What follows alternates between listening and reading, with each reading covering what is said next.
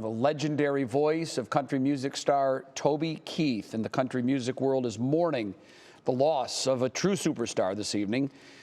Keith was pronounced dead earlier this morning. He lost his 2-year battle with stomach cancer. A statement posted to his Instagram and Facebook accounts reads, "Toby Keith passed peacefully last night, surrounded by his family. He fought his fight with grace and courage."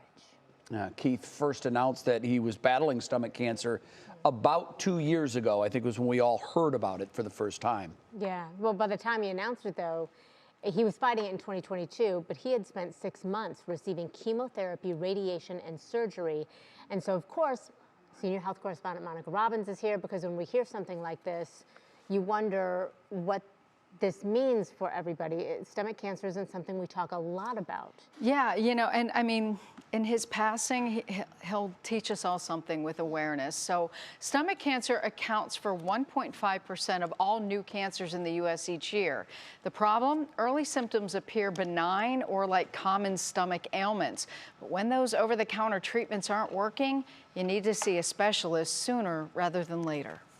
The problem with stomach cancer is that it's usually diagnosed too late, when the more obvious symptoms appear, such as pain, unexplained weight loss, or bloody or black stool. Most at risk, men over age 65, especially those who are obese, smoke, drink, eat a lot of processed meat, and few vegetables. While early symptoms may seem common, if they last more than a couple of weeks, you need to see a doctor. Things like acid reflux, stomach upset. A lot of people describe to me, this feeling of fullness, very quickly after eating. They might have just a few bites. There isn't a common screening tool for stomach cancer, although blood tests are being researched. It's usually diagnosed with endoscopy. Use a camera to look inside the stomach and esophagus.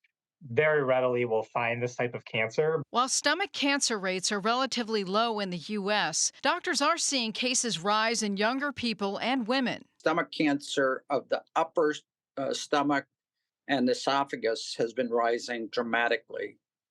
They're both associated with obesity, but we don't really understand why it's going up. Another reason why people need to be proactive if symptoms last several weeks. Stomach cancer is relatively aggressive, and so we definitely see that, if you wait that long from when symptoms first start, it's often found at a late stage. And Dr. Kamath brought up a really interesting point as to why there may be a rise in gastric cancers in younger people. He thinks it may be related to the overprescribing of antibiotics. Often younger people were given antibiotics when they were 3 or 4 years old, something that perhaps didn't need an antibiotic. And he says just a few courses of antibiotics can totally change the gut microbiome in a way that they think cannot be recovered. At least that's what they know at this point. Much more research needs to be done on that. Wow. Okay, so what do we know about testing for stomach cancer? Yeah, they are working on a test. They're currently working on blood tests to detect several types of cancer at once, stomach cancer being one of them.